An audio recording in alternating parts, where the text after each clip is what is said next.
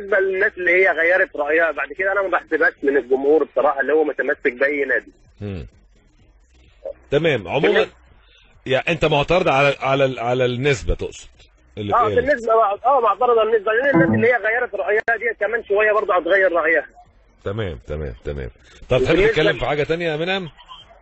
بالنسبه لكابتن كوبر برضه، انا برضه بقول له يعني انت شد حيلك شويه، لو كان المدرب ده كان مدرب مصر ولا كده كانت الناس هتتكلم. بهنيه برضه عن المشوار اللي هو ماشي فيه، وانا بحرقه المفروض كان راح للمنتخب. تمام يا ابو علي. حاجه ثانيه؟ اظن خدت راحتك اهو يا منعم. شكرا يا كابتن محمد شغال. حبيبي يا منعم، انا بشكرك شكرا جزيلا، وسلم لي على حسن كتير، ودايما متواصل معانا ان شاء الله. نادي الزمالك دخل في مفاوضات مع النادي اسوان. الحقيقه طلع اعضاء من مجلس اداره نادي اسوان قالوا انه ازاي الزمالك هيتفاوض مع اللعيب اللي اسمه سيسي من غير ما يرجع للنادي. فنادي الزمالك دخل مفاوضات مباشره مع مجلس الاداره. كان اتفق الزمالك مع سيسي انه يمضيه 4 سنين ويديله فلوس في شرط جزائي في عقده مع اسوان، بأحقية أسوان في شراء اللعيب من نادي الإفواري مقابل 100,000 دولار، وبالتالي الزمالك بيفاوض أسوان يدفع له 50,000 دولار زيادة عن قيمة الشرط الجزائي لإنهاء ضم اللاعب لصالح نادي الزمالك. المصري قال إذا كان الزمالك هيعير لي حسام باولو ب 2 مليون جنيه، ده طلب الزمالك، قال لك عايز حسام باولو أبو 7 مليون في يناير اللي فات لو تفتكروا، ثمنه 7 مليون جنيه. دلوقتي الزمالك عايز يعيره فبيطلب من المصري 2 مليون جنيه، وبيتكلموا على كابوريا واحمد جمعه. فالمصري قفل الباب، قال لك مش هنفرط لا في كابوريا ولا في احمد جمعه. قصه حسام باولو لوحديها، لكن هم شايفين ان 2 مليون جنيه كتير. هطلع فاصل كده بسرعه وارجع اتواصل مع حضراتكم.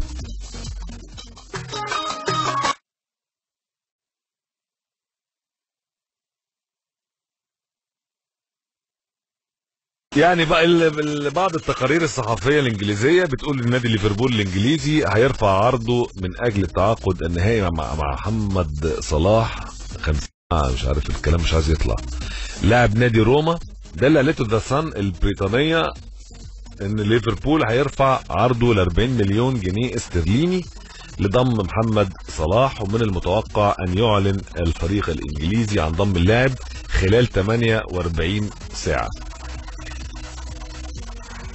وهل ليفربول بقاله من اول الصيف بيحاول يتعاقد مع محمد صلاح، والصحف دلوقتي بتقول انه هيدفع 32.5 مليون جنيه استرليني كاش، مش عارف برضه في شنط بقى وتوابيت ولا هتبقى كاش ازاي، والباقي هيدفع على شكل مكافآت او دفعات، وانه اللاعب سيتقاضى 99,000 جنيه استرليني اسبوعيا. ربنا يزيده يا رب يبارك له، لان محمد صلاح لعيب مجتهد الحقيقه ومحافظ على نفسه واخلاقه رفيعه جدا، ويستحق الحقيقه اكتر من كده.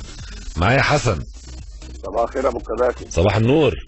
معاك حسن امام الحنفي. عايز يعني اولا الحاج رمضان السعيد والحاج محمد الهنيه بيصبحوا عليك. صباح الفل. حاجه كده اتفضل. صراحه شوف يا بيه، انا فلاح وجاهل وكنت بلعب كوره، يعني انا بتقلي اسعار اللعيبه والمدربين، الاسعار دي ارتفعت قوي. ازاي يعني؟ طب بالله عليك فاتك القطر انت يا ابو علي. لا يعني القطر فاتني يعني كان زمانك يا ابو علي الوقت عمال تهبش من الهبش ده. انا راجل شغال في الغيط والله. يعني انا عايز كنت بتلعب كوره وانت صغير؟ والله كنت بلعب في مركز. يعني لو كنا تعرف ان الكوره بتجيب كل ده مش كنت رحت لعبت في اي حته وربنا كرمك وكان زمانك مكسر الدنيا دلوقتي؟ انا احمد ربنا على الصحه اللي انا فيها. الحمد لله، ربنا يديها لك. بس انا عايز اسال حضرتك على حاجه برضه عشان ما تتوهنيش يا ابو كباتن. قول لي يا ابو علي. لان انا بحبك قوي حبيبي يا ابو علي، وباخد رايك وتقول لي انت يا عم حسن غلطان مش هتصل تاني. طب صح؟ قول لي. ماشي. بص يا ابو كباتن، الاسعار بالتالي ارتفعت واحنا عايزين نعمل اسعار حد اقصى. يعني بالله عليك ازاي يبقى لما اخذ راجل دكتور او وزير ما بيقبضش 50,000 جنيه في الشهر، وازاي لعيب كوره؟ طب الفلوس دي كلها هو بيلحق يصرفها وبيخلصها ازاي؟ واحنا في بلد تعبانه في الفلوس. انا مش بقول لك كده ان انا ما بفهمش في الكوره، لا انا بفهم في الكوره، وبقول لك انا اعرف الكوره ازاي. يعني انت لما تيجي تديني 50 مليون جنيه مصري بثمن 2 لعيبه زي الجماعه الافريقيين دول، انا خد مني ان انا اجيب لك فرقه في الدوري الممتاز ده اهو، اطلعها دلوقتي واطلع رابع.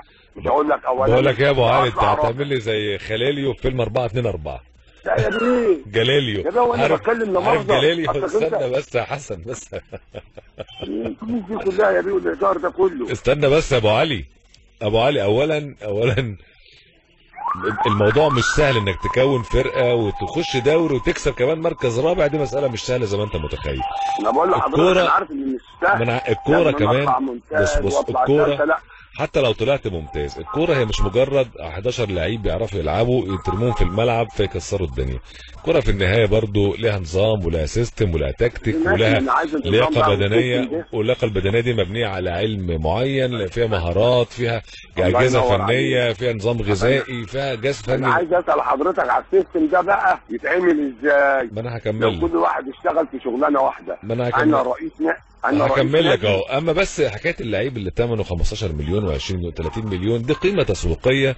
لسه بقول خبر قبل ما تخش انت معايا ان محمد صلاح ليفربول هيرفع عرضه لصالح نادي روم ب 40 مليون استرليني، وهو محمد نفسه هياخد راتب اسبوعي حوالي 100,000 جنيه استرليني، يعني حوالي فوق ال 20 مليون جنيه في الاسبوع.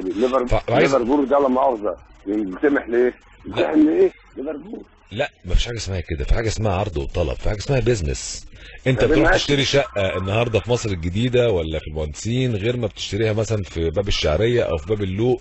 كل حاجه بص كل حاجه لها اسعار وبيزنس، وده عرض وطلب. انا عارف كل ده يا بيه اسمعني للاخر. ليفربول ده يلتمح لدوله ايه؟ انجلترا. الله ينور عليك. بتخش كاس العالم ولا لا؟ بتخش. احنا ما وصلناش كاس عالم. ما وصلناش. ما احنا مش ب 40 مليون يورو. ما هو ده فرق السعر. ما احنا بنتكلم في 15 مليون جنيه والتاني ب 40 مليون يورو برضه. ما في فرق ضخم. 40 مليون يورو بسعر مصر داخل في مليار جنيه. فبرضه هو عشان بيروح كاس العالم وعنده تسويق اكبر وعنده فلوس ضخ دايره ماليه اكبر بكتير جدا، فالسعر بيوصل لكده. احنا عشان اقل فالسعر بيوصل لكده. السؤال الثاني وحضرتك ممكن تساعدنا فيه قوي والبركه في ربنا وفيك. في ربنا. كل واحد يشتغل شغلانه واحده. انا ما بقاش ماسك رئيس نادي وماسك شؤون لاعبين وماسك مش عارف ايه وعضو في الاتحاد الكوره. لا انا عايز شغلانه واحده عشان اعرف اخد منك شغل. تمام. دي معاك حق فيها. وتيجي بقى تجيب لي لا مؤاخذه معلش يعني رؤساء الانديه كل واحد نادي. انا ما بقولكش لا، بس ما تبقاش ماسك كذا شغلانه. دي معاك حق فيها يا ابو علي. عشان الوقت بيجري مني بشكرك شكرا جزيلا ودايما متواصل معايا، لانه الناس الحقيقه النقاش لما بيبقى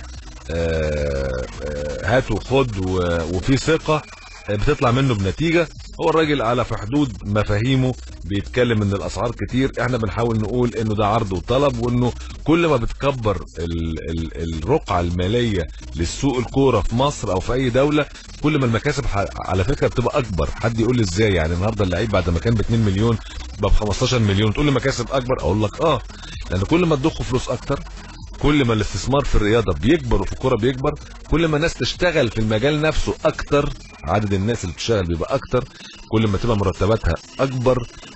يعني في النهايه الموضوع بيبقى بيخش فيه مداخيل اكتر الحقيقه.